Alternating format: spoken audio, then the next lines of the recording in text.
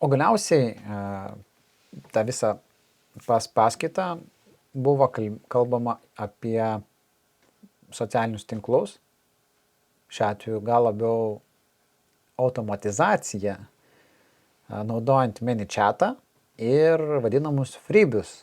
Va čia man buvo labai įdomu pasiklausyti apie tam tikrus dalykus, ką gauna žmonės nemokamai, kažkokį PDF, gidą, receptūrą. Aprašyme ir tekste būna pakvietimas. Dar vienas yra pavyzdys, kaip galima ne per Reelsą daryti, o pavyzdžiui per Instagram karuselę. Tai iš karto pirmą skaidrį, kad kviečia prenumeruoti ir gauti saldžių dovanų gidą. Tada kodėl čia taip yra.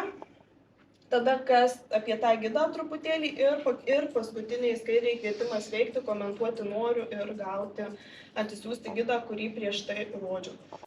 Kad gauti kontaktą. Tai naudoja ManyChatą